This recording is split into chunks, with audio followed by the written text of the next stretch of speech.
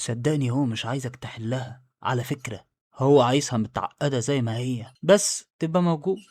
خلّيني أقول لك حاجة ممكن تقلب تفكيرك كلّه في 10 دقايق. ادخل معايا في حتّة غريبة شوية، بس هي من أكتر الحاجات اللي ممكن تغيّر طريقة فهمك للناس. إحنا متعودين طول عمرنا لمّا حد ييجي يقول لنا أنا تعبان، نقعد ندوّر على حل، نفسّر، ننصح، نصلّح، نحاول نطلّع الشخص من اللي هو فيه بأي طريقة. بس في الحقيقة في حاجة أغرب من كده بكتير وأعمق بكتير. مش كل وجع محتاج حل، في وجع محتاج بس حد يكون موجود.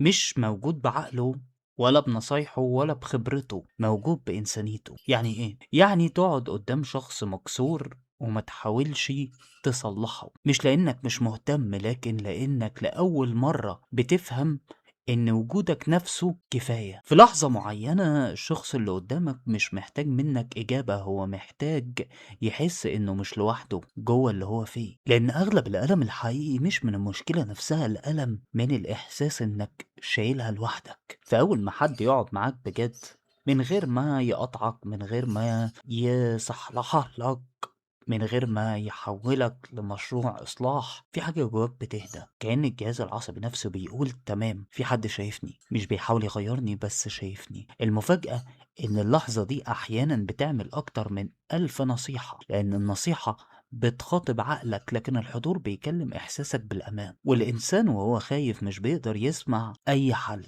حتى لو هو عارف، بس لما يحس بالأمان الحل بيطلع من جواه لوحده. الغريب بقى إننا بنقلل من الحضور الإنساني ونفتكر إن القوة في الكلام الكتير، في الشرح، في التحليل، وفي النصايح الحلوة، وفي محاولات الإصلاح. مع إن في ناس مش محتاجة حد يشرح لها حياتها، هي محتاجة حد يستحملها وهي مش مفهومة، حد يقعد جنبها ويقول من غير كلام أنا مش ههرب منك ولا منك وانت في حالتك دي وانت كده. ودي مش مهارة كلام، دي مهارة وجود. وممكن تكتشف مع الوقت ان اقوى حاجة ممكن تعملها مع انسان موجوع مش انك تصلحه، لكن انك تفضل موجود لحد ما يقدر هو يصلح نفسه من جوه. لان في لحظة معينة الحضور الانساني بيكون اقوى من اي حل ممكن يتقال.